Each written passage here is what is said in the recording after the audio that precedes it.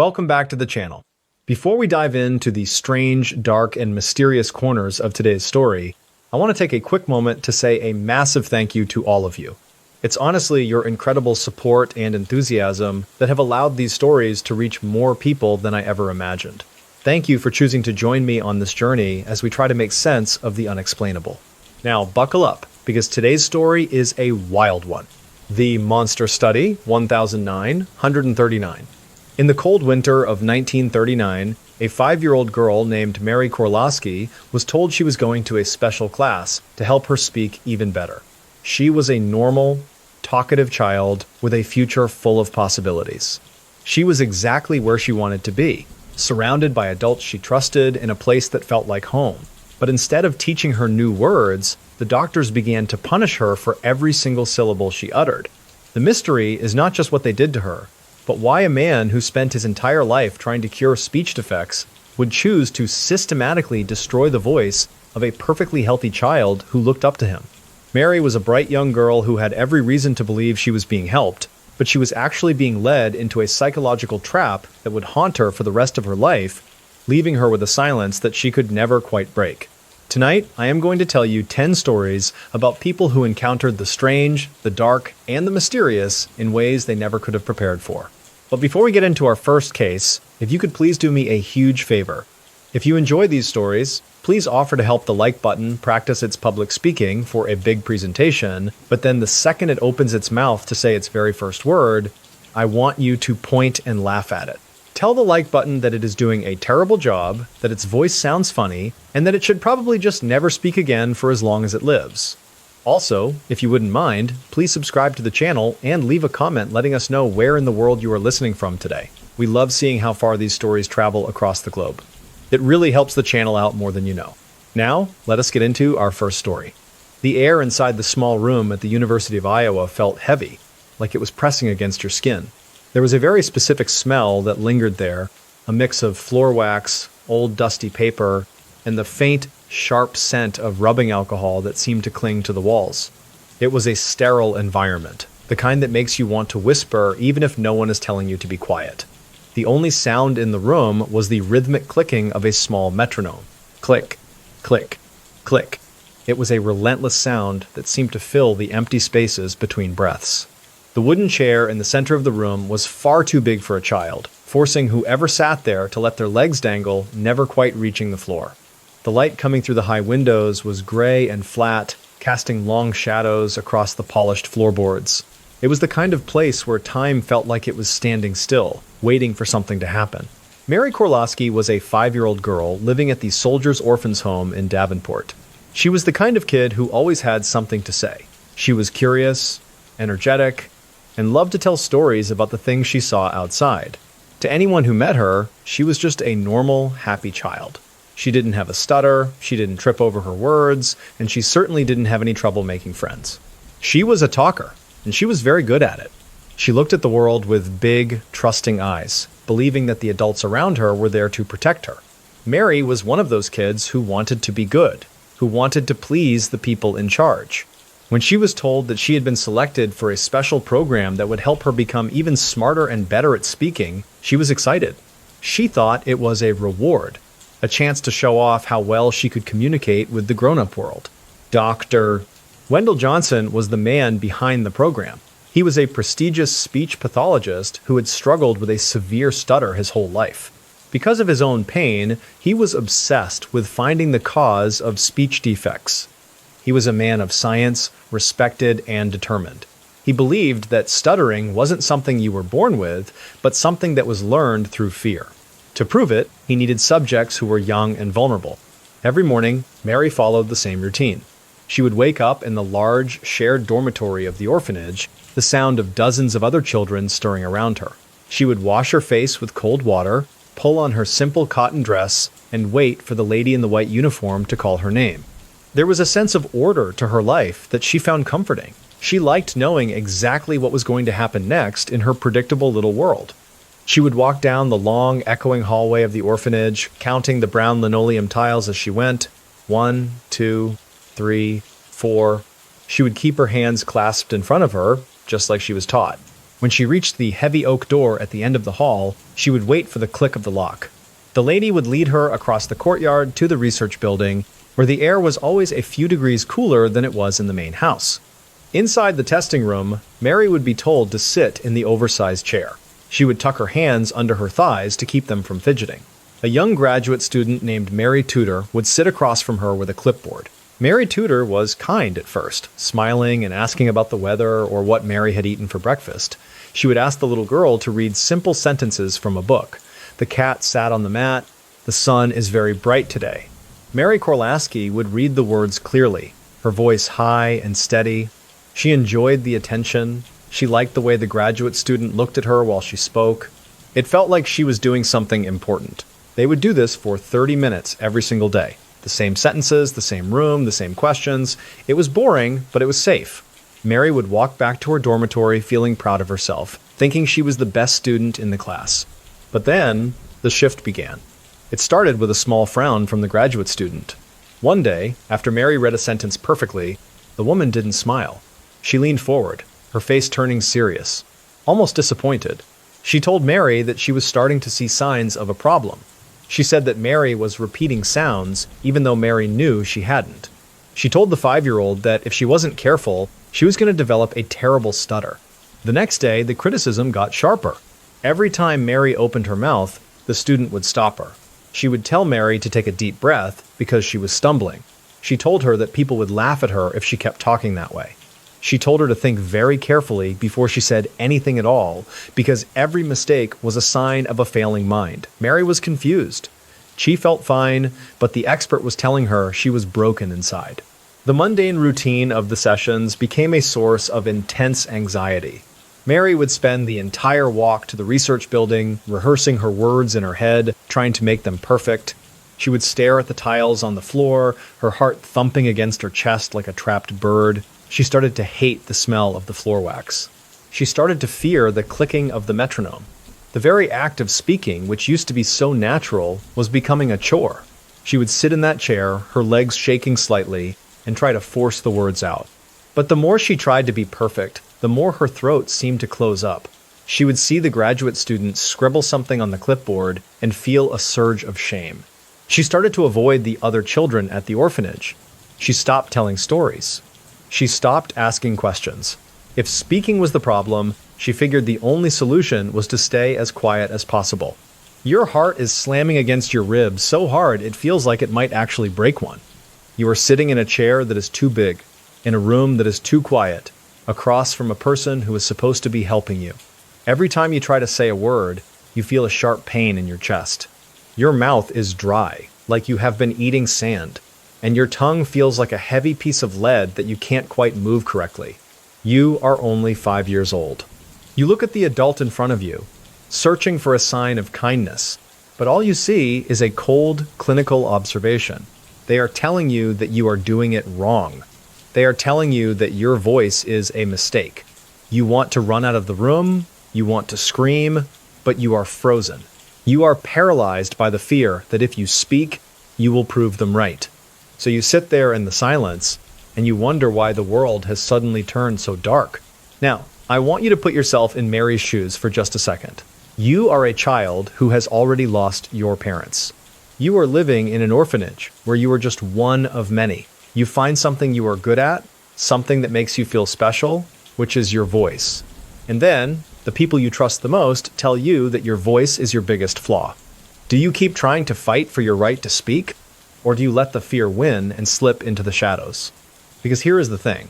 Mary Korlaski didn't have a choice. She was part of a controlled experiment, and the outcome had already been decided before she ever stepped into that room. She wasn't being treated for a speech impediment. She was being used to create one. She was a healthy child who was being systematically gaslit by professionals until her brain actually started to misfire. She was being broken on purpose, all in the name of a scientific hypothesis. The bizarre reveal came decades later when the details of the study were finally made public. It was officially called the Johnson Study, but it would forever be known as the Monster Study. Dr. Wendell Johnson had instructed Mary Tudor to intentionally belittle and criticize a group of normal children to see if he could turn them into stutterers. He wanted to prove that stuttering was a psychological reaction to negative reinforcement, not a biological condition. He used 22 orphans in total.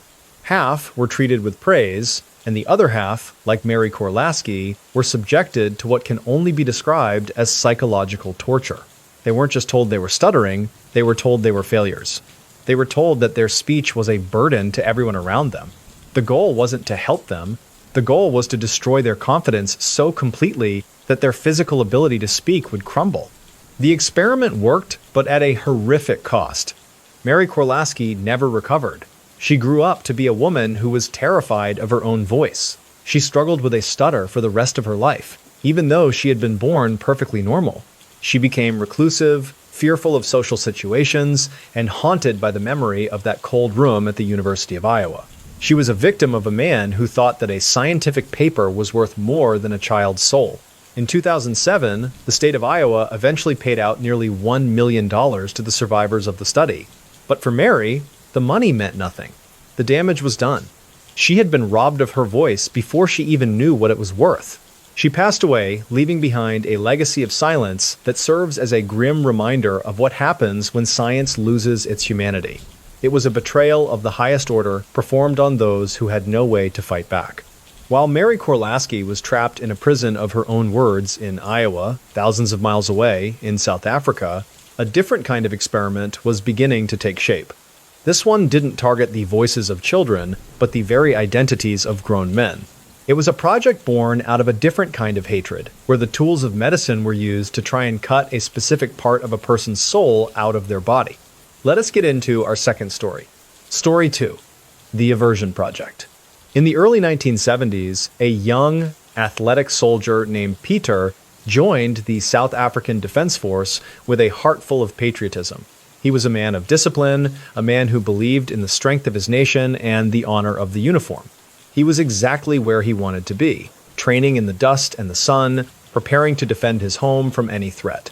But instead of being sent to the border to fight for his country, he was sent to a windowless basement. The mystery is not why he was chosen for a special mission, but why a military that valued strength would choose to systematically dismantle the identity of one of its finest recruits. Peter had every reason to believe he was being given a chance to prove his loyalty, but he was actually walking into a medical nightmare designed to scrub his soul clean. He would leave that basement as a stranger to himself, carrying scars that no Medal of Honor could ever hope to cover. The air in the basement of Voortrekkerhoogte Military Hospital was thick with the smell of ozone, that sharp metallic scent that lingers after a lightning strike. It was mixed with the heavy, cloying aroma of floor wax and the faint, bitter trace of burnt hair. There was no hum of conversation, only the steady, low-frequency buzz of a machine that seemed to vibrate in the very marrow of your bones. It was a sound that felt like it was drilling into the back of your skull. The walls were painted a dull, institutional green that seemed to absorb what little light struggled to reach the corners of the room. The floor was a cold, hard concrete, polished to a mirror finish that reflected the flickering overhead fluorescent tubes. There was a rhythmic thumping somewhere in the distance, perhaps a ventilation fan, that sounded like a slow, dying heartbeat. It was the kind of silence that wasn't empty. It was a silence that was waiting for something. Peter was 20 years old, and he was the picture of a perfect soldier. He had grown up in a small town outside of Pretoria, where his father had taught him that duty was the highest calling a man could answer. He was tall, with broad shoulders and a steady gaze that never wavered.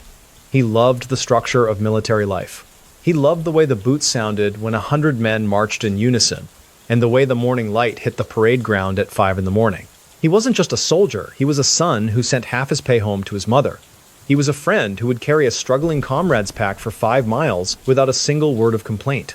He had a laugh that could fill a room and a quiet dream of one day owning a small farm where he could raise cattle. To the world, Peter was unbreakable. He was a man with a clear path in front of him, a man who knew exactly who he was and what his purpose was in this world.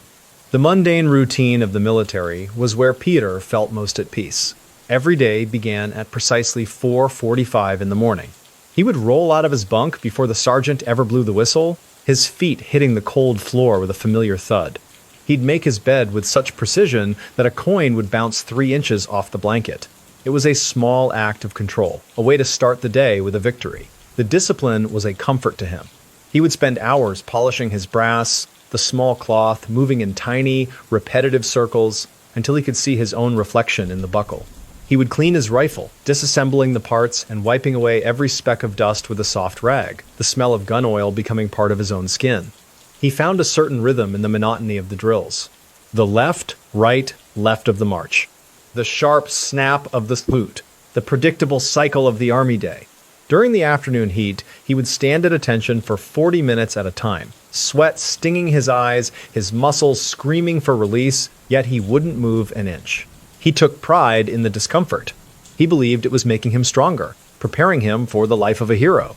He'd eat the same bland stew in the mess hall, sitting with the same three friends, joking about the sergeant's temper or the letters they hoped to receive from home on Friday. But then, the shift began. It didn't start with an order, but with a question from his commanding officer during a routine review. The officer had looked at Peter's file, then looked at Peter, his eyes narrowing. He asked about Peter's personal life, about why he didn't talk about girls as much as the other men. It was a subtle shift in tone, a sudden coldness that hadn't been there before. Peter felt a flicker of unease, but he brushed it off, thinking it was just a test of his focus. A few days later, a letter he had written to a friend back home was returned to him, already opened. There were no words of explanation, just a red stamp on the envelope. Then came the order. He wasn't being sent on maneuvers with his unit. Instead, he was told to report to Ward 22 at the military hospital for reevaluation. He was told it was a standard procedure for elite candidates, but as he walked toward the hospital, he noticed the other soldiers avoided his gaze. The mundane routine he had built was replaced by a different kind of repetition. He was led into a small, windowless room and told to sit in a heavy wooden chair.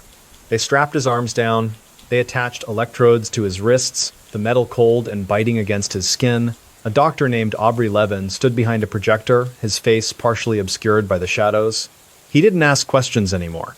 He just started a slideshow of images on the white wall. Your heart is hammering against your chest, a frantic rhythm that you can't control. You are sitting in that chair, the leather straps digging into your forearms, and you are staring at a screen. Every time a picture of a man appears, a sudden, violent jolt of electricity tears through your body. It's not a tingle, it's a searing, white-hot pain that makes your muscles lock and your vision blur. You try to look away, but they force your head forward, making you watch. Your breath comes in ragged gasps, and the smell of your own sweat fills your nostrils, sharp and sour with fear. You want to scream, but your throat is so tight that all you can manage is a low, guttural moan. Then, the images change. Pictures of women appear on the screen, and the pain stops. The silence that follows is almost worse than the shock, because you know it's only a matter of time before the cycle starts again. You are being rewired, one agonizing bolt at a time. Now, imagine you are Peter.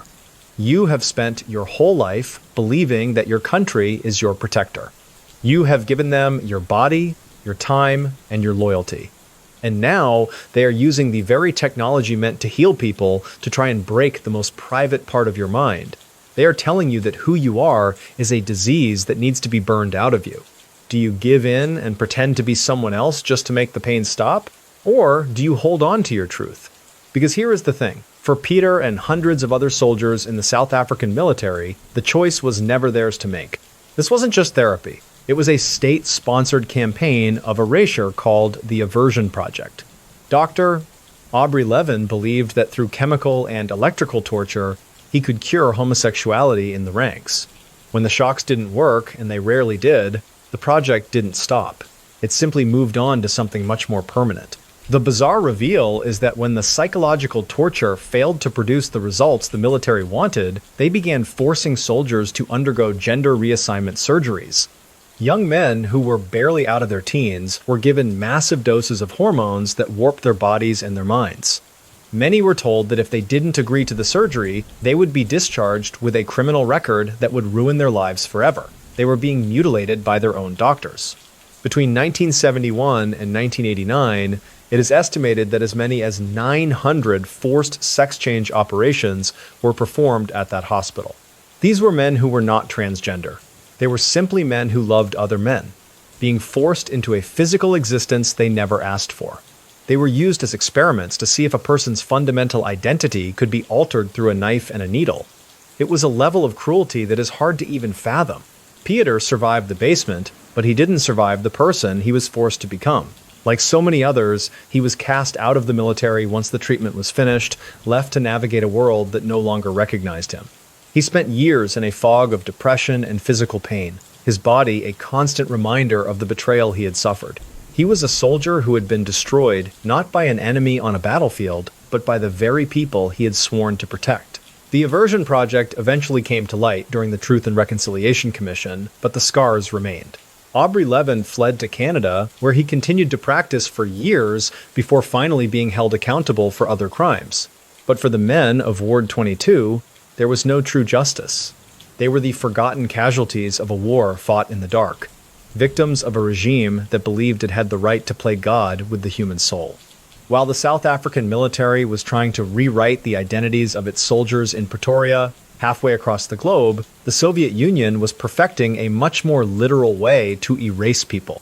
Deep within the heart of Moscow, in a building known only to a few, scientists were working on substances that could end a life without leaving a single trace. They weren't interested in changing who you were. They just wanted to make sure you didn't exist anymore. Let us get into our third story. Story 3, the Soviet Poison Lab. Lab 1. In the spring of 1937, a high-ranking official named Grigory lived a life of quiet luxury in the heart of Moscow. He was a man of the party, a loyal servant of the state who believed that every sacrifice made was for the greater good of the Soviet people. He was exactly where he wanted to be, sitting in a comfortable office, surrounded by the fruits of his hard work. But instead of being promoted for his loyalty, he was invited to a private dinner that would be his last. The mystery is not that he was arrested by the secret police, but why a government that claimed to value scientific progress would turn its own citizens into human test subjects for the most agonizing deaths imaginable. Grigory had every reason to believe he was still part of the inner circle, but he was actually the next data point in a study that didn't care about his name. He would spend his final hours as a ghost, gasping for air while men in white coats watched him die. The air inside the room was unnaturally still, thick with the faint, sweet scent of overripe fruit that seemed to coat the back of your throat. It was a smell that didn't belong in a laboratory, a cloying sweetness that made your stomach churn just a little bit. There was no hum of machinery here, only the soft, wet sound of a man's shallow breathing. It was a rhythmic, desperate noise that filled the small space, echoing off the white-tiled walls that were scrubbed perfectly clean. The floor was a dull, polished gray that reflected the harsh glare of the single light bulb hanging from the ceiling. There was a metal table in the corner, covered in glass vials and silver needles that caught the light like tiny, jagged teeth. The only other sound was the scratching of a fountain pen on a piece of paper, a quick and steady movement that never seemed to stop. It was the kind of room where the silence felt heavy, like it was waiting for the screaming to finally begin. Grigory was 44 years old and had spent his entire adult life climbing the ranks of the bureaucracy. He was a meticulous man who took great pride in his appearance, always making sure his uniform was pressed and his boots were polished to a mirror shine. He was a husband to a woman named Yelena and a father to 2 young boys who thought their dad was a hero of the revolution. He loved the order of his life, the way everything had a specific place and a specific rule. He wasn't a soldier on the front lines, but he considered himself a warrior of the state nonetheless. He spent his days reviewing reports and attending meetings, believing that his work was the glue holding the nation together. He had a small collection of rare books and a fondness for black tea with exactly 2 lumps of sugar. To his neighbors, he was a pillar of stability, a man who never missed a meeting and always had a polite word for the children playing in the courtyard. The mundane routine of Grigory's office life was his sanctuary.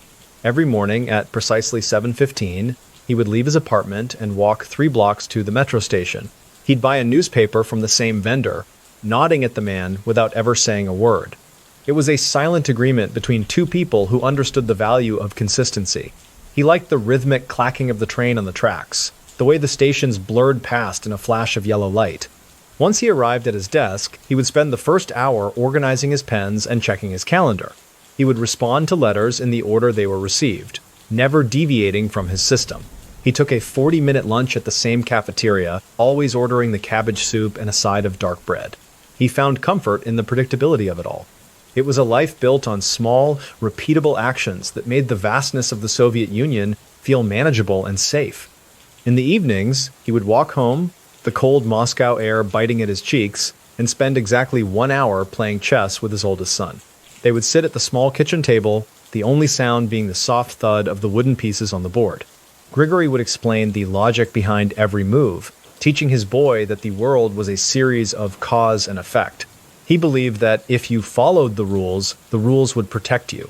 That was the foundation of his soul. But then, the shift began. It started with a phone call on a Tuesday afternoon.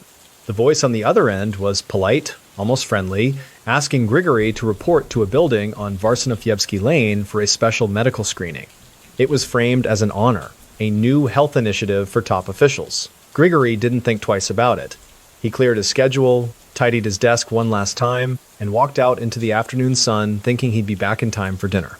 When he arrived at the building, he was greeted by a man in a white coat named Dr. Grigory Myronovsky. The doctor was soft-spoken and had a calm demeanor that immediately put Grigory at ease. He was led into a small room that looked like a typical doctor's office.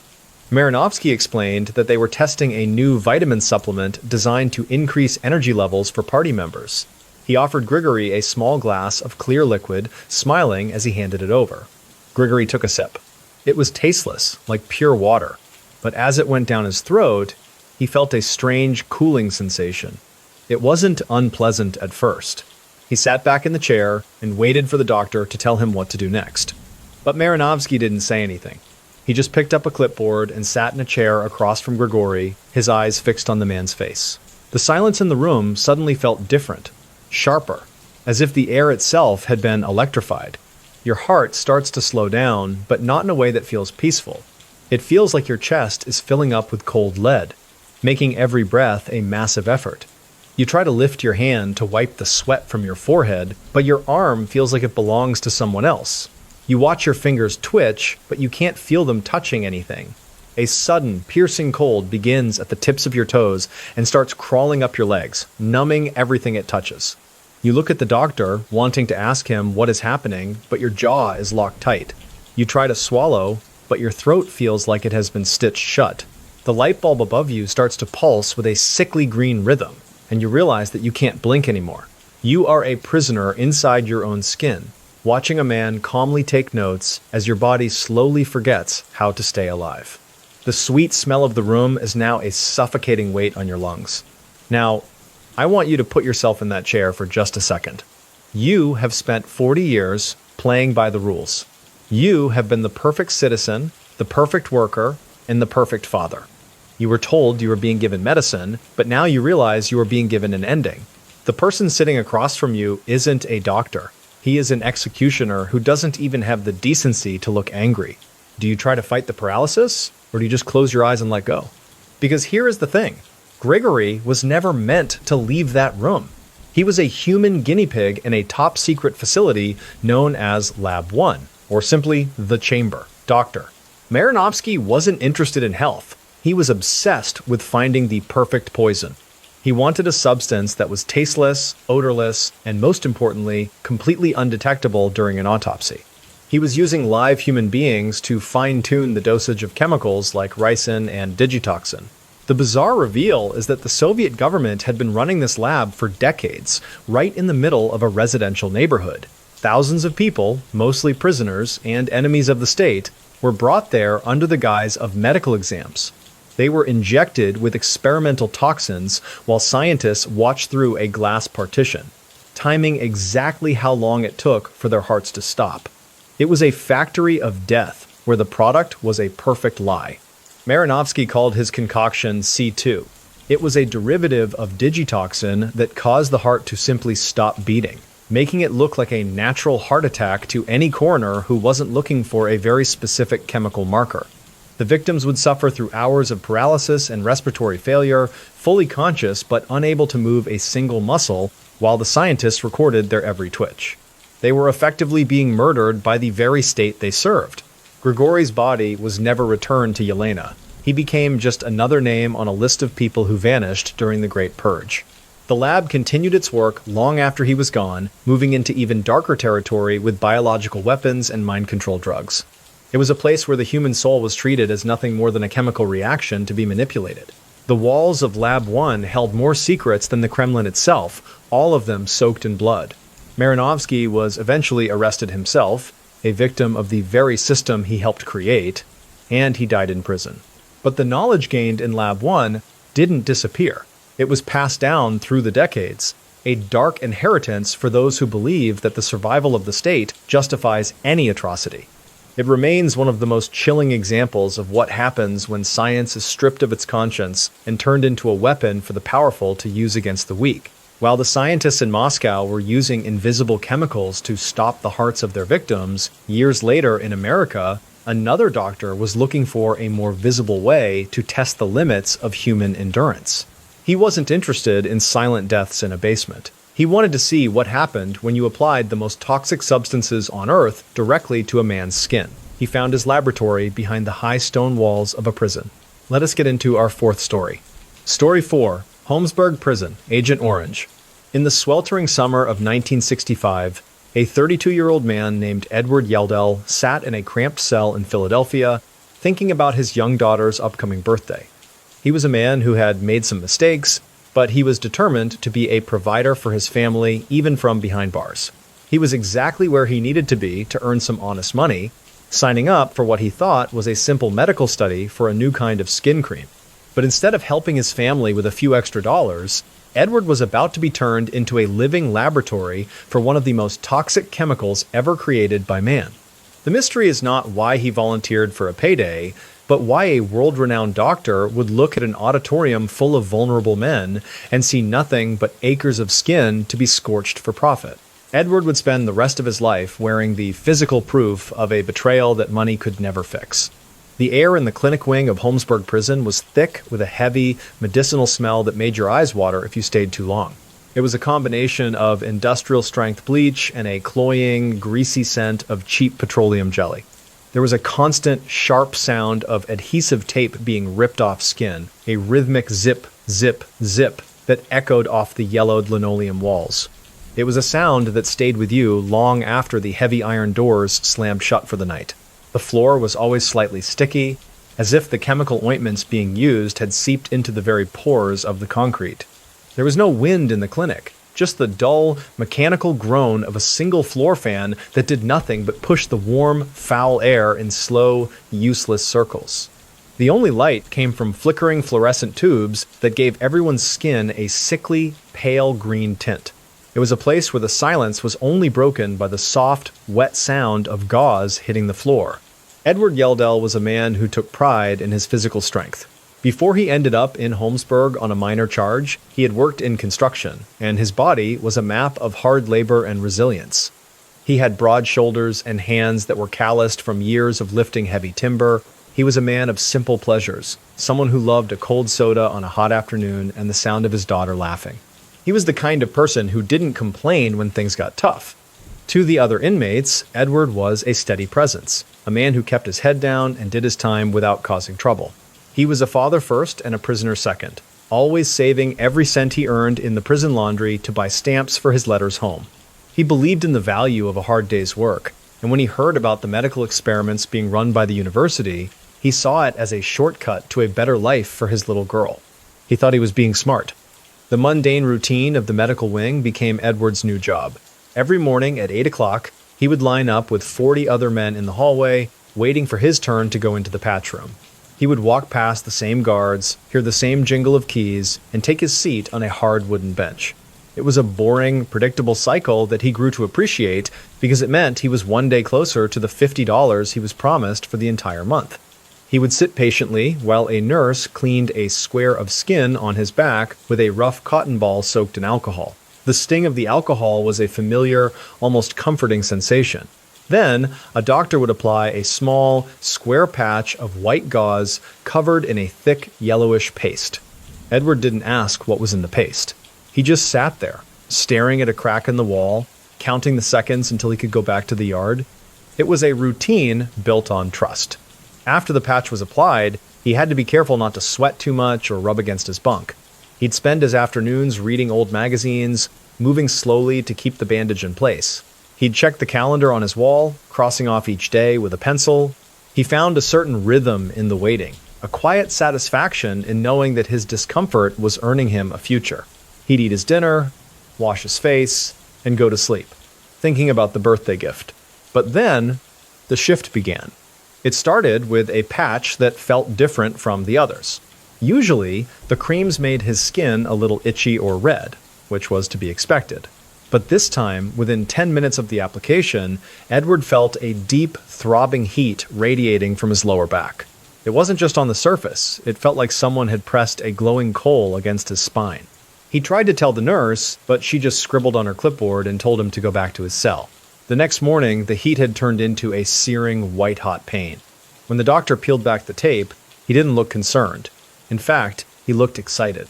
He called over 2 other men in white coats and pointed at the skin on Edward's back. It wasn't just red anymore. It was a deep, angry purple, and small, fluid-filled bubbles were starting to form around the edges of the square. The doctor told Edward that this was a good reaction and applied another, larger patch. The routine of the clinic turned into a gauntlet of agony. Edward could no longer lay on his back to sleep. He had to sit upright on his bunk, his teeth clenched so hard his jaw ached. He started to lose his appetite because the smell of the ointment was now mixed with the smell of his own scorched flesh. Every step he took felt like 1,000 needles were being driven into his skin. The $50 no longer felt like enough, but he was told he couldn't quit the study. You are sitting on the edge of your thin prison mattress, and the only thing you can feel is the fire burning through your back. Your heart is thumping a frantic, irregular beat in your ears, and your vision is beginning to tunnel. You want to reach back and rip the bandage off, but your hands are shaking too much to move. You look at the gray stone wall of your cell, and for the first time, you realize that you aren't a patient. You are a piece of meat in a cage. The sweat is pouring down your face, stinging your eyes, but you don't even have the energy to wipe it away. You hear the guard's boots echoing in the hallway, and you pray that he'll pass your cell without stopping. You are terrified of the clinic, but you are even more terrified of what will happen if you don't go back. Your breath is coming in short, ragged gasps, and the only thought in your head is, why? Why would they do this to a man who just wanted to buy a doll?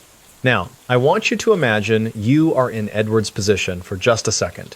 You are a man who has no rights in the eyes of the law. You are surrounded by people who view you as a criminal, not a human being. A man with a doctorate from a prestigious university tells you that what you are feeling is normal. Do you trust the man with the diploma, or do you trust the fire in your own skin? Because here's the thing. Edward didn't know that the doctor was lying to his face. The doctor was Albert Kligman, a man who would go on to invent Retin-A and become a millionaire. But in the 1960s, he was being paid by Dow Chemical and the United States Army to test something called TCDD. That is the most toxic form of dioxin, the active ingredient in Agent Orange. They weren't testing skin cream. They were trying to find out exactly how much poison it took to cause total skin failure in a healthy human being. They were using prisoners. The bizarre reveal is that Dr. Kligman was injecting and applying concentrations of dioxin that were 468 times higher than what the military was using in the jungles of Vietnam. He was intentionally giving these men chloracne, a disfiguring and painful skin condition that causes deep, weeping cysts all over the body. He later said that when he first walked into the prison, all he saw were acres of skin that were perfect for his research. Edward Yeldell and hundreds of other inmates were left with permanent, horrific scarring that covered their backs, chests, and faces. The cysts would return for decades, leaking and bleeding, a constant physical reminder of the poison in their systems. Many of them developed cancers, liver problems, and neurological issues that would plague them until the day they died. They had been treated like lab rats, and when the study was over, they were simply tossed back into the general population. The experiments at Holmesburg continued for over 20 years, covering everything from chemical warfare agents to radioactive isotopes. It wasn't until the 1970s that the full extent of the horror was exposed, leading to a massive lawsuit. But for men like Edward, the damage was already done. He got his $50, and his daughter got her birthday present, but he lost his health and his dignity in a room that smelled of bleach and scorched skin. The story of Holmesburg remains a dark stain on the history of American medicine, a reminder that the line between a healer and a monster is often thinner than we want to believe. It was a betrayal of the most vulnerable people in society, done in the name of corporate profit and military research. Edward lived long enough to see the truth come out, but he never got back the man he was before he signed that piece of paper in the summer of 1965. While Edward was trapped within the high stone walls of a Philadelphia prison, thousands of miles away in the middle of the Pacific Ocean, another group of people was about to become an experiment without ever signing a single document. They weren't in a cell, and they weren't looking for a payday. They were simply living on their ancestral islands, unaware that the very air they breathed was about to be turned into a weapon. Story 5, Project 4, One Marshall Islands. In the early morning of March 1st, 1954, a man named John and Jane stood on the white sands of Rongelap Atoll and watched a second sunrise over the western horizon. He was a leader in his community, a man who loved his island and believed the world was a peaceful place. He was exactly where he wanted to be, surrounded by his family in a tropical paradise. But instead of a beautiful sunrise, he was witnessing the beginning of a living nightmare. The mystery is not that a bomb went off, but why the people responsible for that bomb would choose to watch as the radioactive ash fell like snow on innocent children, and then treat those children as data points for the next 30 years. John had every reason to believe the powerful men in the ships offshore were there to protect the world, but he was actually a subject in a study he never signed up for. He would spend his life watching his people wither away from a light they didn't understand. The air on the beach was suddenly unnaturally hot, a dry heat that felt like a furnace door had been flung open right in front of your face. It wasn't the humid warmth of the Pacific morning. It was a searing electric heat that made the fine hairs on your arms stand up and singe. There was a smell in the air that shouldn't have been there. A sharp, metallic tang of ozone and burnt salt that coated the inside of your nose and made your throat feel tight and constricted. The sound of the ocean, which usually provided a gentle background rhythm to life on the atoll, was drowned out by a low-frequency rumble that you felt in your teeth more than you heard in your ears. It was a deep, guttural vibration that seemed to come from the very core of the earth itself, shaking the sand beneath your feet. The light was so bright it was a flat, blinding white that erased the blue of the sky and the green of the palms, leaving nothing but a void. John and Jane was 33 years old and served as the magistrate of Rongelap. He was a man of deep responsibility, someone who looked after the welfare of the 82 people living on his small patch of paradise. He was a skilled fisherman who knew the moods of the sea by the way the currents pulled against his boat. He was a father who took great pride in teaching his sons how to navigate by the stars and how to find the sweetest water in the coconut groves. He was a man who found joy in the simple, quiet moments of island life. He loved the taste of fresh breadfruit roasted over an open fire and the sound of his neighbors singing hymns on a Sunday afternoon. He was respected for his wisdom and his calm demeanor, always the one people went to when there was a dispute or a problem that needed solving. To John, the atoll wasn't just a location, it was a sacred trust, a home that had sustained his ancestors for generations.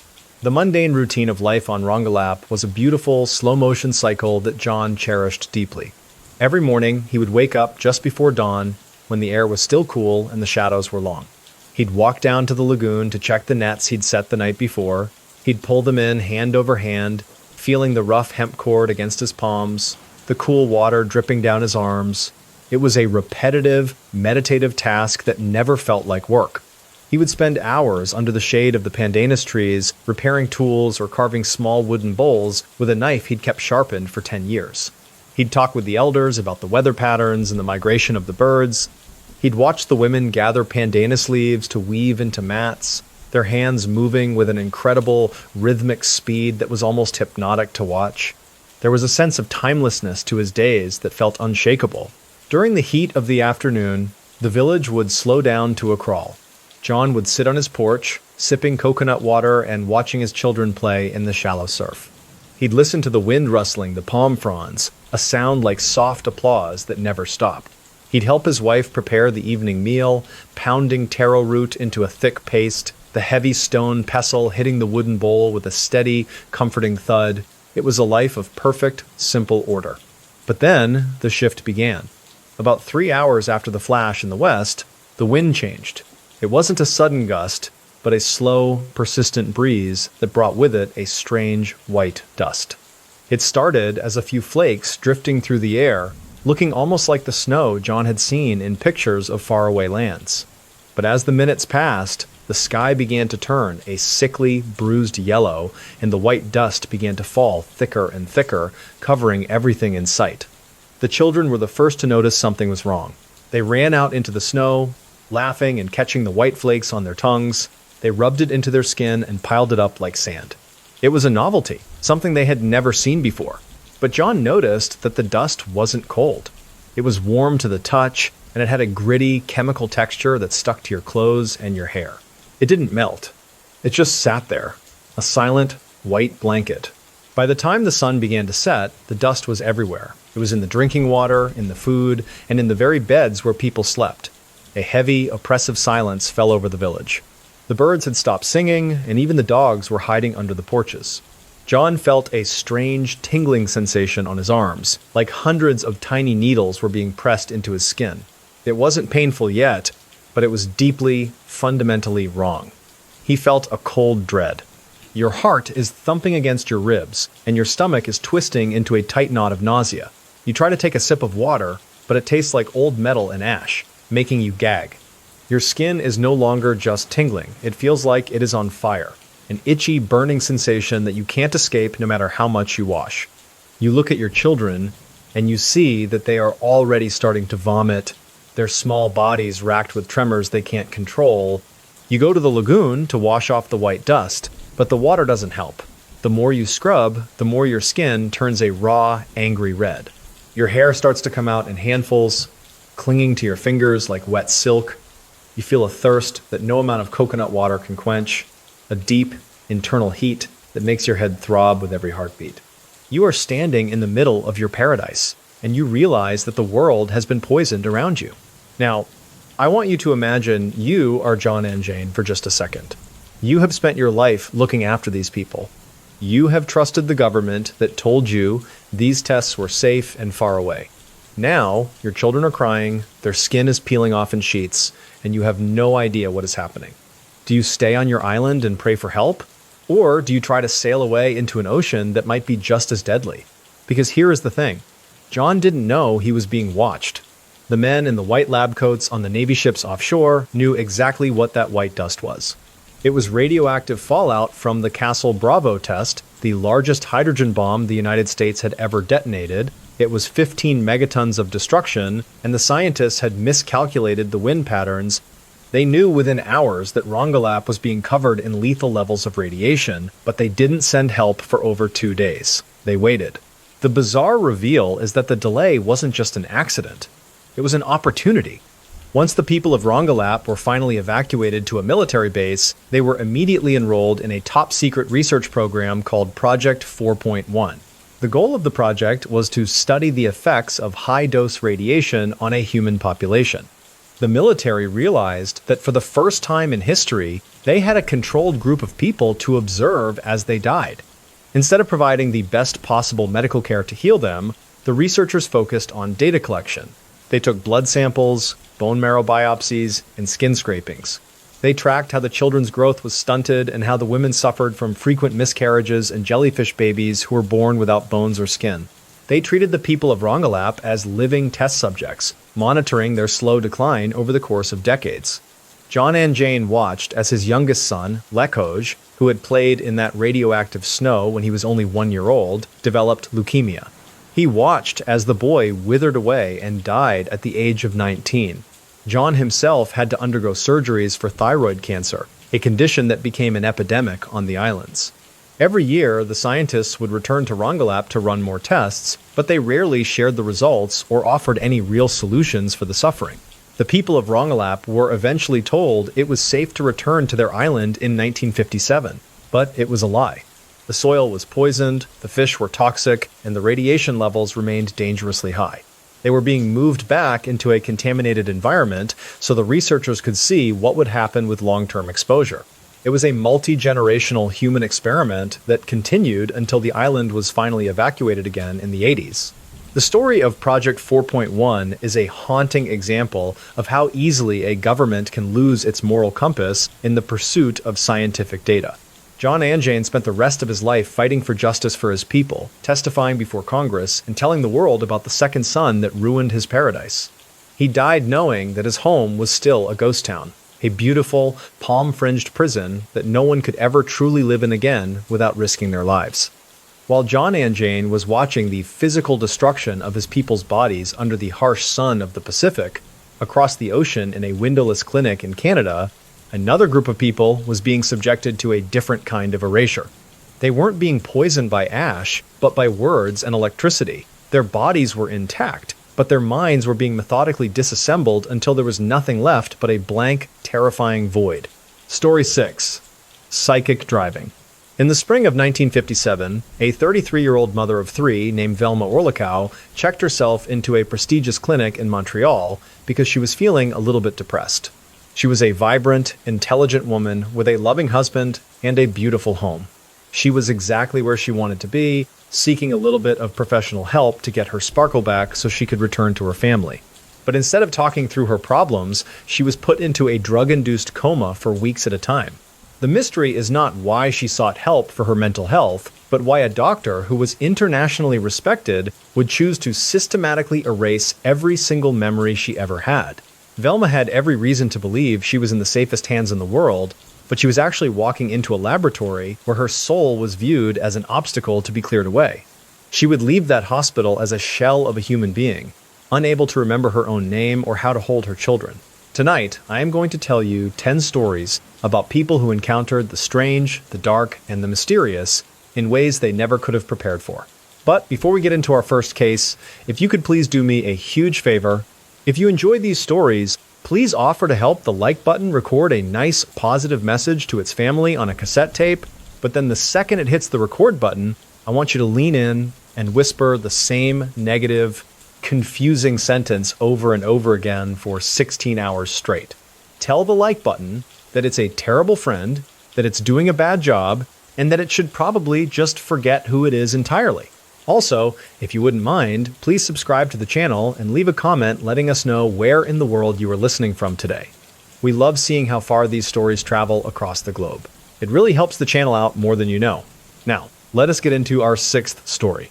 The air in the long, dark hallway of the Allen Memorial Institute was ice cold and had a very specific, sharp scent of ozone. It was that electric smell you get right before a thunderstorm, mixed with the heavy, chemical odor of industrial-strength sedatives. There was no sound of footsteps or nurses chatting, only a constant, low-frequency hum that seemed to vibrate in the back of your throat. It was a mechanical, repetitive noise that never stopped, even in the middle of the night. Inside the small, windowless rooms, the only light came from a single green bulb above the door, casting a sickly, underwater glow over the beds. There was a rhythmic, scratching sound of a tape recorder spinning in the corner, the plastic reels turning slowly, hour after hour. Every few minutes, a sharp pop of electricity would crackle through the silence, followed by a heavy thud of a body tensing up against a mattress. It was a place where the air itself felt like it was holding its breath. Velma Orlikow was the kind of woman who filled a room with energy. She was 33 years old and lived in a quiet, leafy neighborhood in Winnipeg before she traveled to Montreal for treatment. She was a gifted pianist who loved playing Chopin in the evenings while her husband David read the newspaper. She was a meticulous housekeeper who took great pride in the way the sunlight hit the polished mahogany of her dining table. She was a woman of sharp wit and even sharper intellect. She had a very specific way of humming when she was gardening, a soft, melodic tune that her children used to follow to find her among the rose bushes. Velma was deeply involved in her community, always the first to volunteer for a local charity or to host a dinner for her husband's political colleagues. To anyone who saw her, she was the anchor of her family, a woman who knew exactly who she was and what she stood for. She was a person of substance, a person with a history. The mundane routine of Velma's life in Winnipeg was a series of small, beautiful rituals that she performed with love and care. Every morning at 6:45, she would wake up and immediately open the heavy velvet curtains to let the light in. She'd spend 15 minutes brushing her long hair, counting the strokes out loud until she reached 100. It was a quiet moment of focus before the day truly began. She loved the weight of the silver brush in her hand. She would walk down to the kitchen, the floorboards creaking in the exact same spots every time, and start the kettle. She'd prepare a breakfast of soft-boiled eggs and toast for her children, making sure the crusts were cut off just the way they liked. She'd sit at the head of the table, sipping her tea and listening to the chaos of her family, feeling a deep sense of peace in the predictability of it all. It was a life built on small, repeatable actions that made her feel safe. After the children left for school, Velma would spend 3 hours in her garden. She'd pull weeds with a pair of green canvas gloves, her fingers moving through the damp earth with a practiced grace. She knew the names of every plant, the exact amount of water they needed, and the best time of day to prune them. She found a certain rhythm in the manual labor, a way to quiet her mind and focus on the present. She'd eat a light lunch, always a salad with a bit of lemon. In the late afternoon, she'd sit at her sewing machine, the whir-whir-whir of the motor providing a steady backdrop to her thoughts. She'd repair a hem or create a new dress for her daughter, her eyes focused on the tiny silver needle moving up and down. She'd finish her day by preparing a roast for David, the smell of garlic and rosemary filling the house. She'd set the table with the good china, light 2 candles, and wait for the sound of his key in the lock. But then, the shift began. It started with a persistent, low-level anxiety that Velma couldn't quite explain. She'd find herself standing in the middle of the kitchen, forgetting why she'd walked in there. She started to feel like the walls were closing in on her, like the beautiful life she'd built was becoming a heavy weight. When her doctor recommended Dr. Donald Ewan Cameron at the Allen Memorial Institute, she thought it was the answer she'd been praying for. When she first met Dr. Cameron, he was perfectly professional. He was a tall, imposing man with a deep voice and a reputation as a pioneer in psychiatry. He told Velma that her depression was simply a maladaptive pattern in her brain that needed to be rewritten. He spoke with such absolute certainty that she felt an immediate sense of relief. He didn't use terms like torture or brainwashing. He used words like depatterning and psychic driving. The mundane routine of the hospital quickly replaced the life she knew. But it wasn't a routine of healing, it was a routine of systematic destruction. Every morning, instead of the silver brush and the garden, Velma was given a cocktail of drugs that made her limbs feel like lead. She was led into a dark room and told to lie down. A nurse would place heavy black headphones over her ears and secure them with a strap. Then, the tape would begin to play. You are a bad mother. You are a failure as a wife. You have no reason to be happy. The voice was cold and relentless. It played for 16 hours a day, over and over again. When Velma tried to take the headphones off, she found her hands were restrained. When she tried to scream, she was given a massive dose of LSD or Thorazine to keep her quiet. She was kept in a state of chemical paralysis while the voice hammered away at the foundation of her personality. Your heart is beating so slowly, you wonder if it's going to stop altogether. You are lying in a bed that smells like old sweat and antiseptic, and your eyes are taped shut. You try to remember the color of your kitchen curtains, but the image is being pushed out by the sound in your ears. You are nothing. You are a void. The words aren't just sounds anymore. They are physical blows that make your head throb and your teeth ache. You are terrified. You feel the cold metal of the electrodes being pressed against your temples. You want to beg for them to stop, but your tongue is too thick for your mouth. Then comes the jolt. It's not a single shock, it's a series of massive electrical currents that tear through your brain, making your body arch off the bed and your bones feel like they are going to snap. When the lights finally stop flashing in your eyes, you realize you don't know who David is. You are a ghost. Now, I want you to put yourself in Velma's position for just a second. You go to a doctor because you want to be a better person for your family. You trust the institution, the white coats, and the silver-haired expert. Instead, they treat your mind like a chalkboard they can just scrub clean. Do you try to hold on to the memory of your children's faces? Or do you let the drugs take you into the darkness where there is no pain? Because here is the thing. Velma fought. Even through the fog of 65 electroshock treatments and months of sensory deprivation, a tiny part of her refused to disappear. But Dr. Cameron didn't care about her struggle.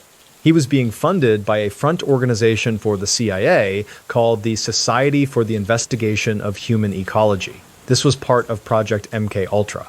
They weren't trying to cure depression, they were trying to find out if they could erase a human mind and nap vow a new one for espionage. The bizarre reveal is that Donald Ewan Cameron was a former president of both the American and World Psychiatric Associations. He was the highest of the high in his field. and he was using innocent patients, mothers, fathers, and students to conduct experiments that would make a mad scientist blush. He believed that if he could break a human being down to a blank slate, he could then play positive messages on a loop to build a perfect person from scratch. It never worked. All he succeeded in doing was destroying hundreds of lives. When Velma Orlikow finally left the institute, she didn't know how to use a telephone. She didn't know how to boil an egg. She would walk into her beautiful home in Winnipeg and look at her husband like he was a total stranger. The intelligent, vibrant woman who loved Chopin was gone, replaced by someone who was perpetually terrified and unable to function in the real world. The CIA later admitted that the MKUltra experiments were unethical and largely useless, but the damage was permanent. Velma spent the rest of her life in a haze of confusion and chronic pain. She and 8 other survivors eventually sued the CIA and the Canadian government, winning a settlement decades later. But no amount of money could bring back the years she lost or the memories that were systematically burned out of her brain in a cold room in Montreal. The story of psychic driving is a chilling reminder of what happens when the people we trust to heal us decide that our humanity is just a variable in a larger experiment. It was a betrayal of the mind, a theft of the very thing that makes us who we are. Velma Orlikow died in 1990, but her story remains a warning about the darkness that can hide behind a doctor's smile and a prestigious title. She was a victim of a war for the human soul. While Velma Orlikow was losing the very essence of her identity to the electrical currents and drug-induced voids in Canada, another betrayal was unfolding in the tropical heat of Guatemala. This one didn't target the mind, but the very blood that flowed through a person's veins. It wasn't about erasing memories, but about injecting a slow-moving death into the bodies of the most vulnerable, just to see how long it would take for the infection to win. Story 7. Guatemala Syphilis Experiments. In the humid autumn of 1946, a 24-year-old soldier named Jose sat in his barracks in Guatemala City, feeling like the luckiest man in his unit. He was a simple man from a small village, a loyal soldier who followed every order with a smile. He was exactly where he wanted to be, serving his country and being told that as a reward for his hard work, he and his friends were going to be given a special night of entertainment and free medical care from American doctors. But instead of a reward, Jose was being led into a trap that would poison his blood and destroy his future before he even knew what was happening. The mystery is not that he got sick, but why a team of elite scientists would fly across the world to intentionally inject a deadly disease into men who thought they were being protected. Jose would spend the rest of his life wondering why a simple checkup turned into a death sentence that he would eventually pass on to his own family. The air in the makeshift clinic was thick and heavy, smelling of damp earth and a sharp, stinging scent of rubbing alcohol that seemed to burn the inside of your nostrils. There was a constant, low-level drone of mosquitoes buzzing against the mesh screens of the windows, a sound that never quite went away. The light inside was dim and flickering, provided by a few bare bulbs that cast long, distorted shadows against the peeling paint of the walls. It was a suffocating kind of heat. You could hear the muffled sounds of the city outside, the honking of horns and the shouting of street vendors, but inside the clinic, everything felt eerily quiet. There was the soft, rhythmic clinking of glass vials hitting each other as a nurse prepared a tray, a sound that felt much louder than it actually was. The floor was made of old, dark wood that creaked under the weight of the heavy metal examination tables. It was the kind of room where the silence felt like a physical weight. Jose was a man who believed in the power of progress. He had joined the military because it offered a way out of the poverty he had known as a child. He was a hard-working soldier who took pride in his uniform and the way he could march for miles without ever needing to stop for a break. He was a son who sent every spare cent back to his mother so she could buy flour and sugar. He had a laugh that was loud and infectious, the kind that made everyone else in the barracks smile. He wasn't a man of many words, but he was a man of action. He loved the structure of his life, the way he knew exactly what time to wake up and exactly how his rifle should be cleaned. He had a girlfriend back in his village named Maria, and he spent his evenings writing long, phonetic letters to her about the life they would build together. To Jose, the world was a place of rules and rewards. If you did your job well, the people in charge would make sure you were okay. The mundane routine of Jose's life at the military base was his source of pride. Every morning at 5:30, he would wake up to the sound of a whistle and immediately start his drills. He'd spend 4 hours marching in the hot sun, his boots hitting the dry earth with a steady, rhythmic thud. He loved the feeling of his muscles working, the sweat soaking through his shirt and the dust coating his skin. It was a simple, honest kind of exhaustion that he found deeply satisfying. After the drills, he would spend 2 hours in the armory. He'd take his rifle apart, piece by piece, laying the cold metal components out on a clean rag. He would wipe away every speck of carbon and oil, his fingers moving with a practiced speed. He'd reassemble the weapon, listen for the satisfying click of the bolt, and then start all over again. He found a strange kind of peace in the repetition, a way to clear his mind of anything but the task right in front of him.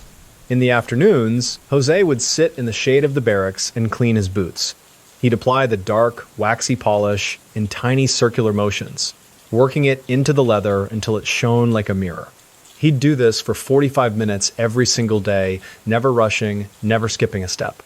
He believed that the way a man took care of his boots told you everything you needed to know about his character. It was a life built on small, repeatable acts of discipline and care. But then, the shift began.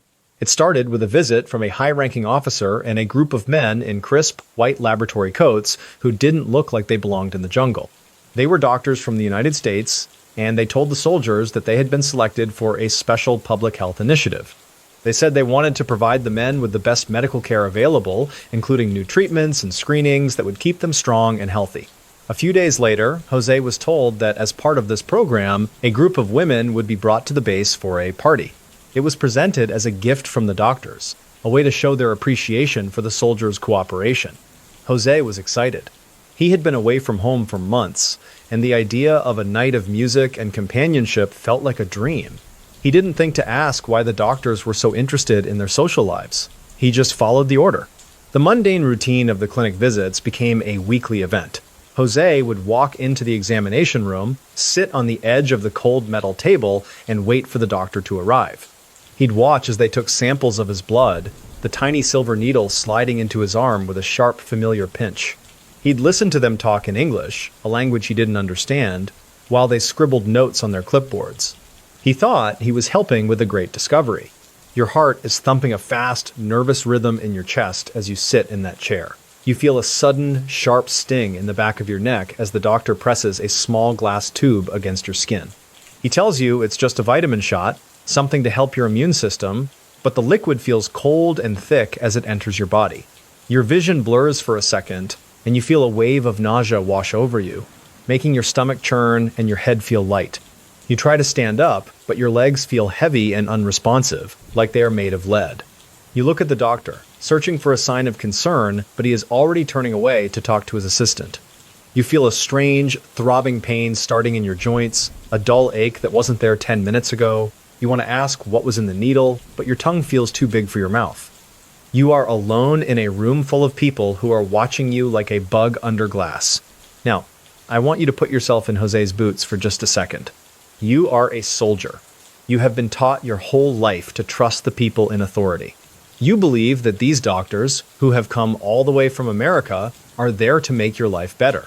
You don't know anything about germs or laboratories. You just know that your body is starting to fail you, and the people who gave you the medicine are the ones telling you everything is perfectly fine. Because here is the thing. Jose wasn't being cured of anything. He was being used as a human petri dish. The man in charge of the project was Dr. John Cutler, a scientist with the United States Public Health Service. Cutler and his team weren't just observing the soldiers, they were actively and intentionally infecting them with syphilis, gonorrhea, and chancroid. They were doing this so they could test the effectiveness of penicillin in a controlled human population. The bizarre reveal is that the doctors didn't just use the parties to spread the disease.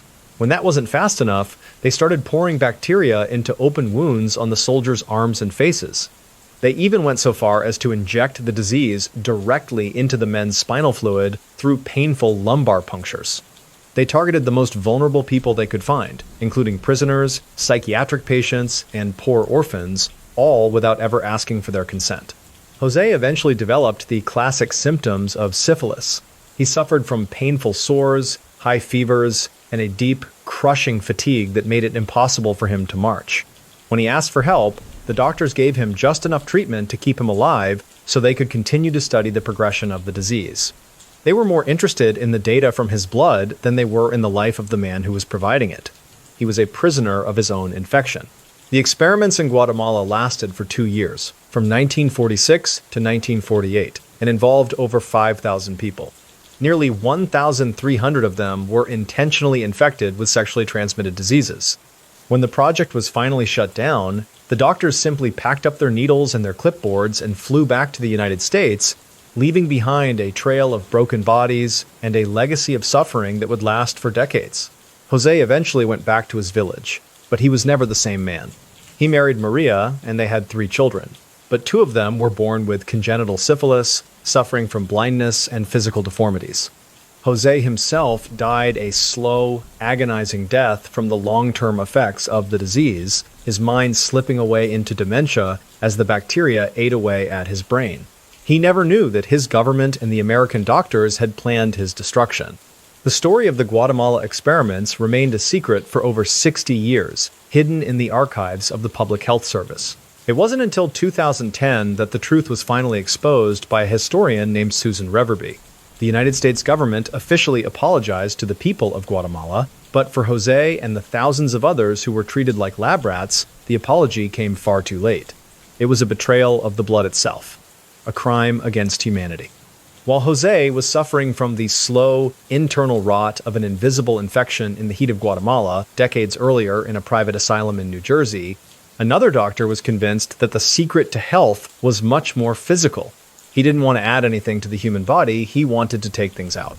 He wasn't interested in invisible bacteria in the blood, but in the physical organs that he believed were the root of all madness. Henry Cotton's Surgical Bacteriology. In the early autumn of 1907, a 22-year-old woman named Margaret Eleanor Vance sat on her front porch in a quiet neighborhood in New Jersey, holding a damp cloth to her jaw. She was a vibrant young woman, a talented seamstress with her whole life ahead of her. She was exactly where she wanted to be, preparing for her upcoming wedding and dreaming of the family she would soon start.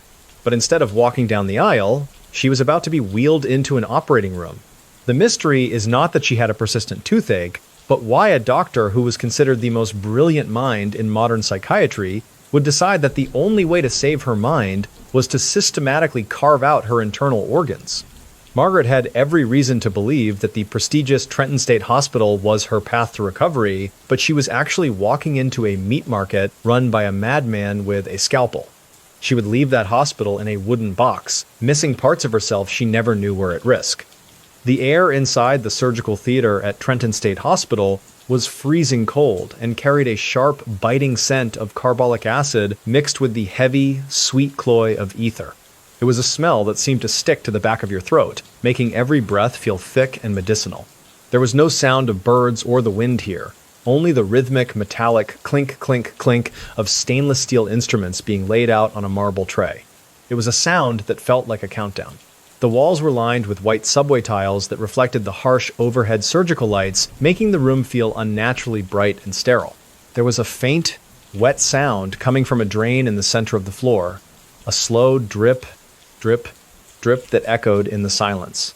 The light caught the edge of a long, thin bone saw resting on a linen cloth, its teeth looking like a row of frozen silver needles. It was the kind of room that felt like it was designed to absorb sound and hope. Margaret Eleanor Vance was 22 years old and known throughout her town for her infectious laughter and her incredible skill with the needle and thread. She was a woman of deep faith and even deeper kindness, someone who spent her Saturday mornings sewing clothes for the local orphanage. She was a daughter who still kissed her father on the cheek every morning, and a fiancé who spent hours embroidering her own wedding veil with tiny, delicate silk roses. She was a person of light. She had a specific way of tilting her head when she was listening to a story, a gesture that made people feel like they were the only person in the world. Margaret was the kind of person who noticed the small things, like the way the light hit the dew on the grass, or the specific shade of blue in a summer sky. To her friends, she was the person you went to when you needed comfort or a quiet place to sit. She was a woman with a stable, happy life, and a heart full of simple, honest dreams.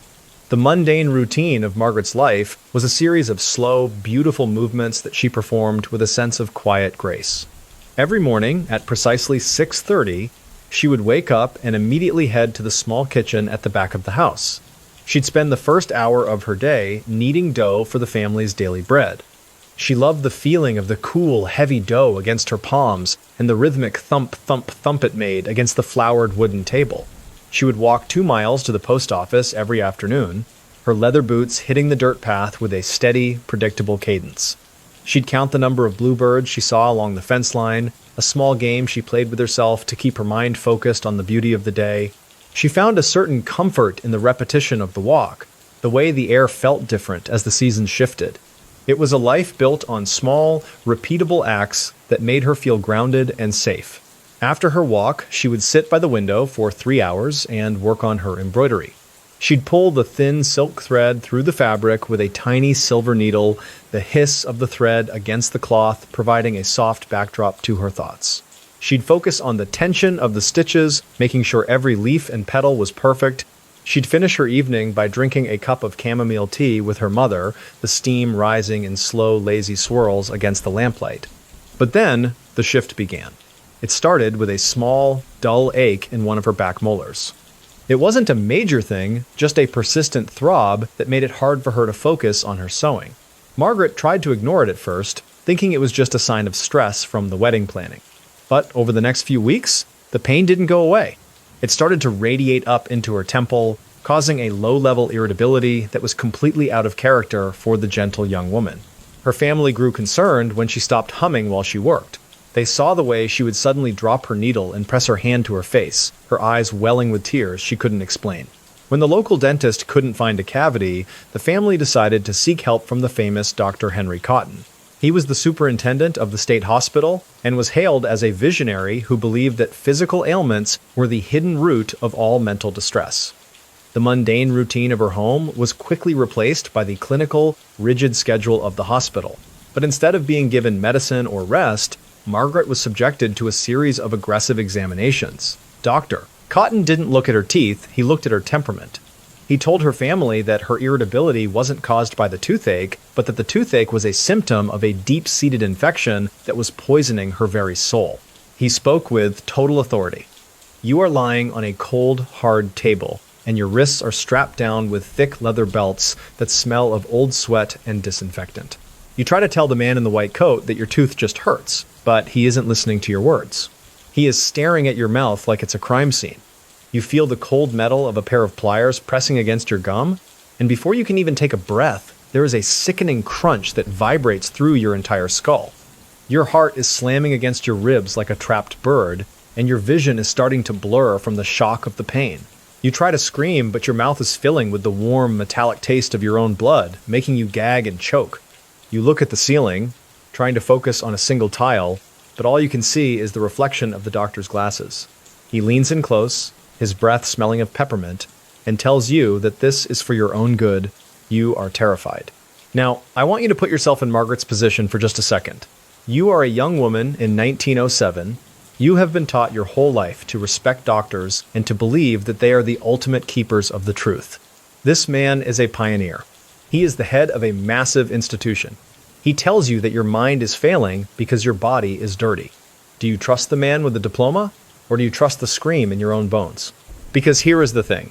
Margaret never had a choice. Dr. Henry Cotton was obsessed with a theory he called focal infection. He believed that bacteria hiding in the teeth, the tonsils, or the gut would eventually travel to the brain and cause insanity. To cure his patients, he started by pulling out every single tooth in their heads. When that didn't work, he moved on to their tonsils. And when the patients still showed signs of distress, he decided he had to go even deeper into their bodies. The bizarre reveal is that Dr. Cotton wasn't just a dentist, he was a surgical butcher. Over the course of his career, he performed thousands of operations without the consent of his patients or their families. After he pulled Margaret's teeth and the pain didn't stop, he took her back to the theater and removed her tonsils. When she became depressed and weak from the surgeries, he decided the infection had reached her digestive system. He then removed her colon. He didn't stop there. He would routinely remove stomachs, spleens, and even parts of the liver, convinced that he was cleaning the patient of their madness. The death rate in his surgical ward was an astronomical 30%. But Cotton explained this away by saying the patients were already too far gone by the time they reached him. He was a man who believed his own lie so completely that he even pulled the teeth of his own wife and children as a preventative measure. Margaret Vance never made it to her wedding day. After her third major surgery, her body simply gave up. She died of a massive infection caused by the very procedure meant to save her. She was buried in her wedding veil, a young woman who was literally hollowed out by a man who thought he was a genius. Cotton was never truly held accountable during his life.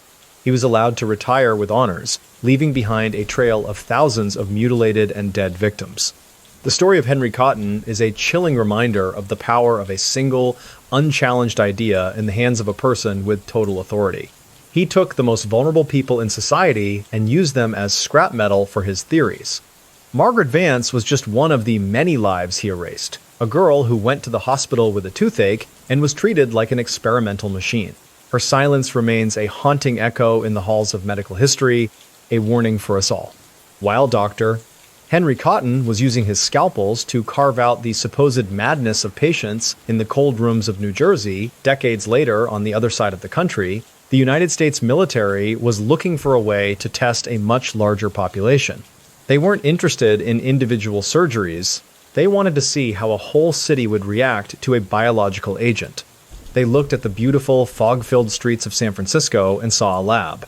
Story 9. Operation Sea Spray.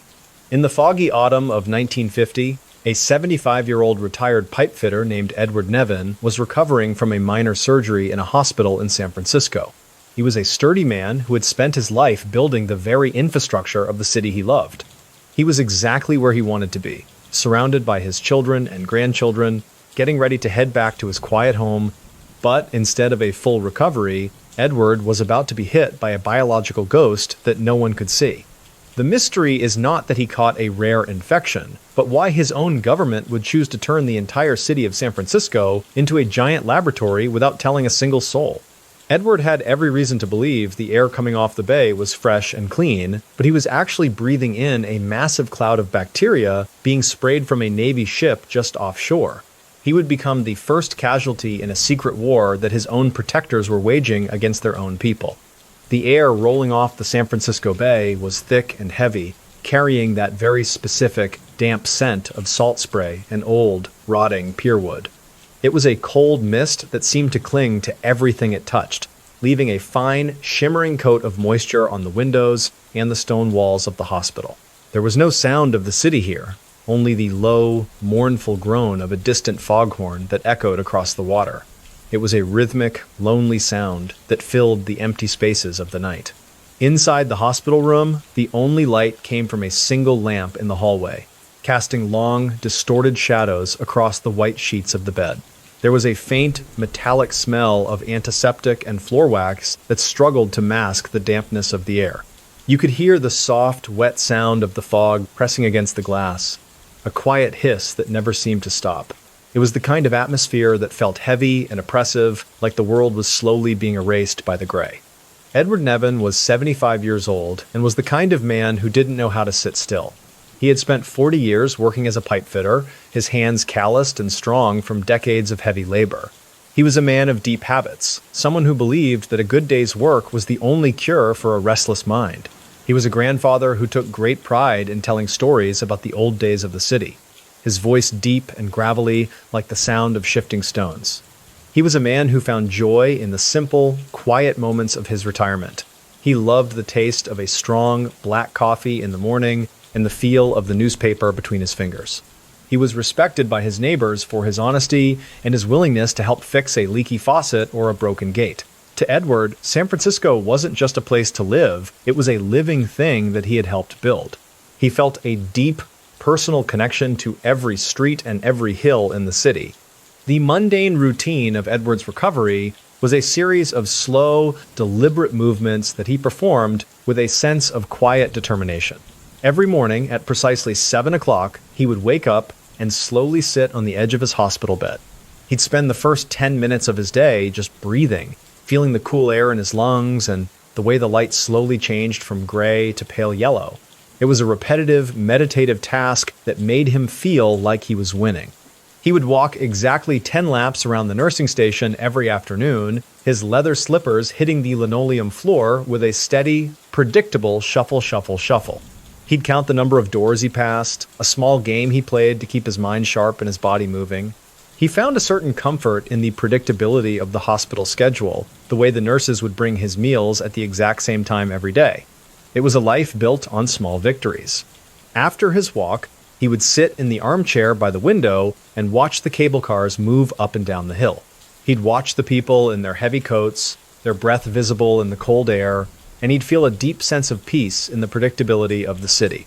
He'd spend his evenings reading a book about history, the flip, flip, flip of the pages providing a soft backdrop to his thoughts. He'd finish his day by drinking a small glass of water, then closing his eyes to sleep. But then, the shift began. It started on a Tuesday afternoon when the fog seemed just a little bit thicker than usual. As Edward sat by the window, he noticed that the mist had a strange, slightly reddish tint to it, almost like a thin layer of rust was floating in the air. He tried to ignore it, thinking it was just the way the sunset was hitting the water, but then he noticed a metallic, bitter taste on his tongue. It wasn't unpleasant, but it was deeply, fundamentally wrong. The next morning, the shift became much more physical. Edward woke up feeling a sudden, sharp chill that made his teeth chatter, despite the heavy blankets on his bed. His heart was thumping a fast, irregular rhythm, and his vision was starting to tunnel. He tried to call for the nurse, but his throat felt like it had been coated in dry sand. He looked at his hands and saw that his fingernails were turning a sickly shade of blue. This wasn't the flu, this was something else. The routine of the hospital ward turned into a frantic scene of medical crisis. Edward wasn't the only one. Within 48 hours, 10 other patients in the hospital had developed the same mysterious symptoms. They were all suffering from high fevers, labored breathing, and a rare type of urinary tract infection that the doctors had never seen before in such a large group. The air in the ward was no longer peaceful. It was filled with the sound of desperate gasping.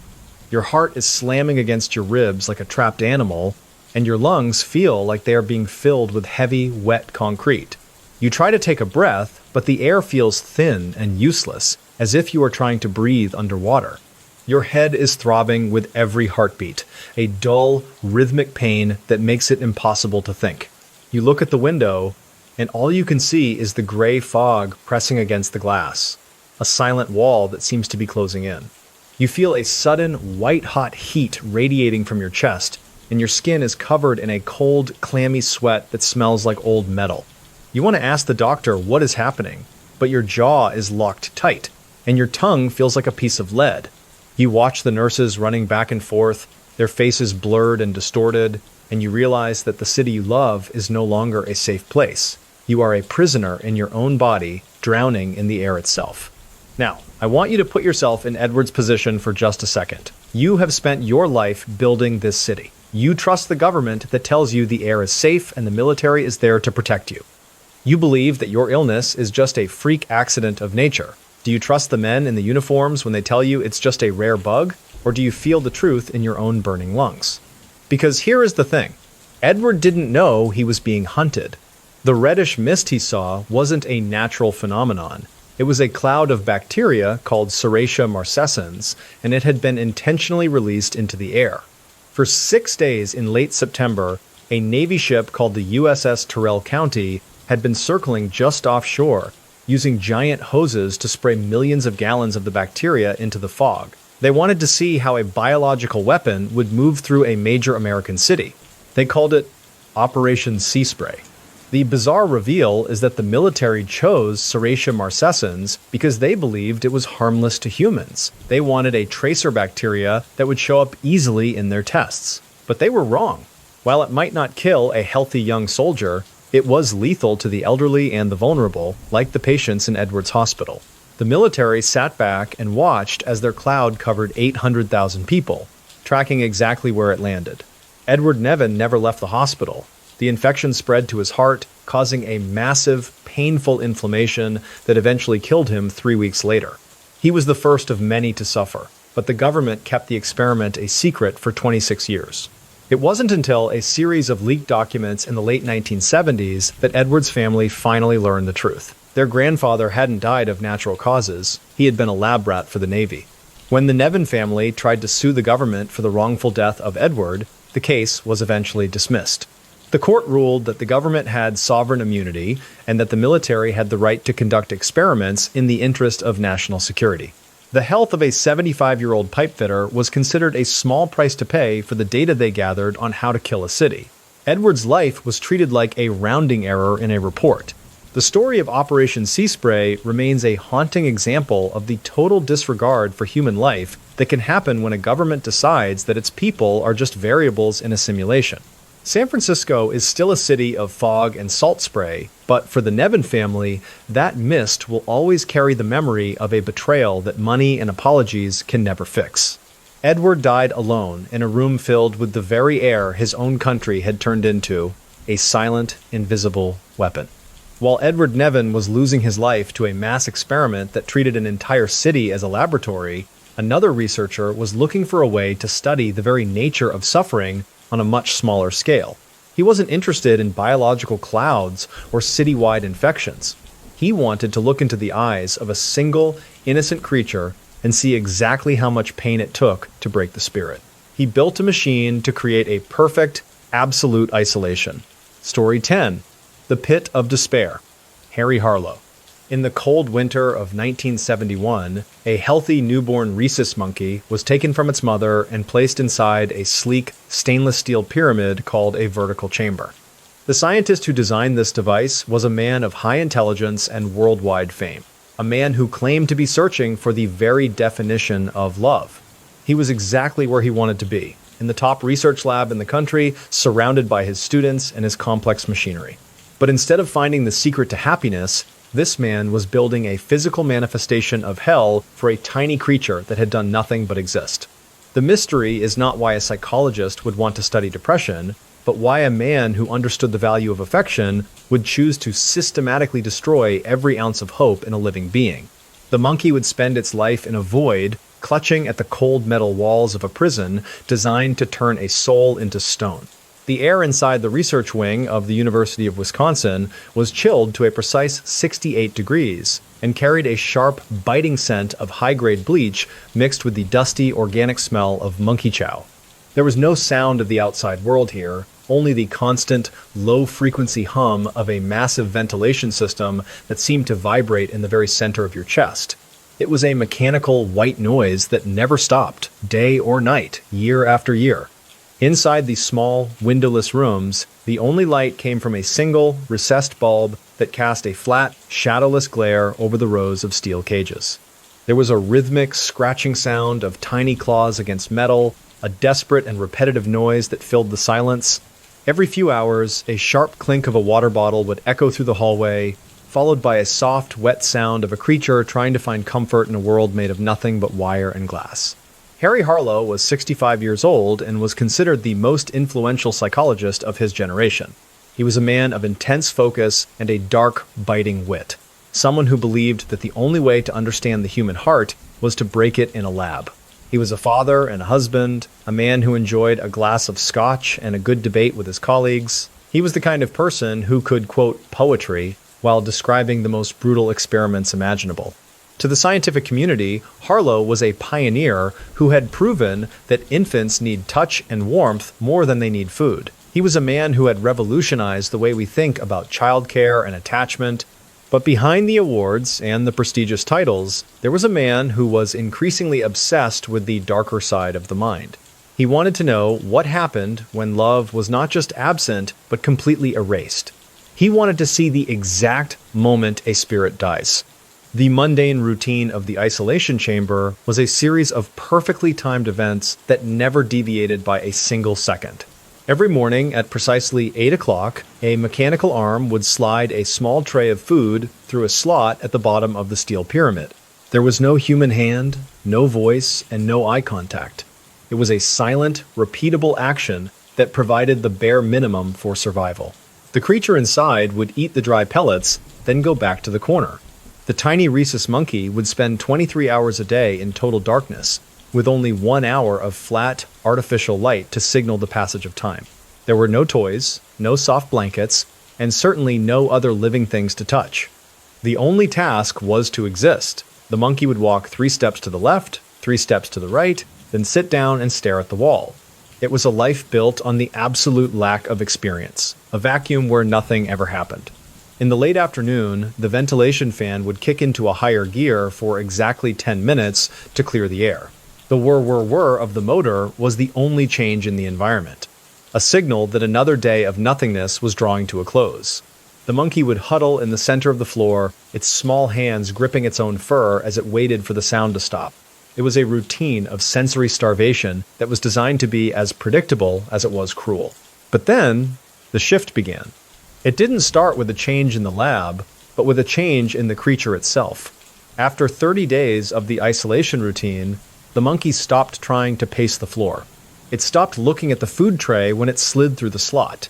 Instead, it began to rock back and forth in a slow, rhythmic motion that looked more like a machine than a living animal.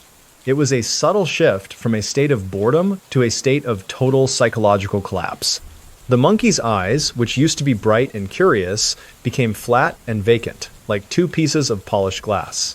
It began to bite its own arms, leaving raw, red patches in its fur. It wasn't trying to escape anymore.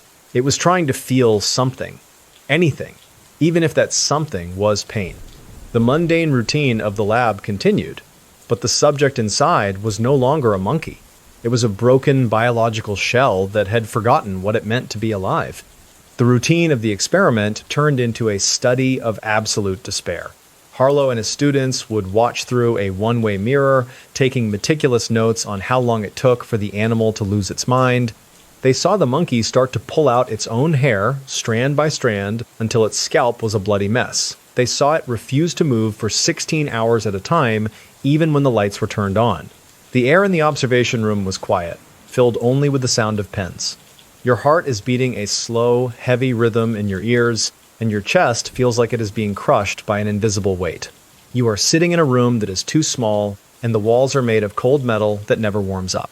You try to reach out for something to hold, but all you find are your own thin, shaking arms.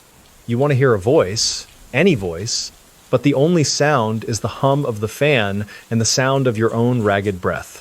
You are completely alone. You feel a sudden, crushing wave of sadness that has no name and no end. It is a physical pain that makes your stomach ache and your eyes burn, but you have no tears left to cry. You look at the dark corner of your prison, and you realize that no one is coming to save you. You are a prisoner of a man who wants to see you suffer, and you have no way to fight back. Your mind starts to splinter into 1,000 pieces, and you find yourself falling into a bottomless pit. Now, I want you to put yourself in that vertical chamber for just a second. You are a social creature, built by nature to need the warmth of a mother and the play of a tribe. Instead, you are given a steel box and a tray of dry food. You are told by the silence that you do not matter, that you are not loved, and that you will never be touched again.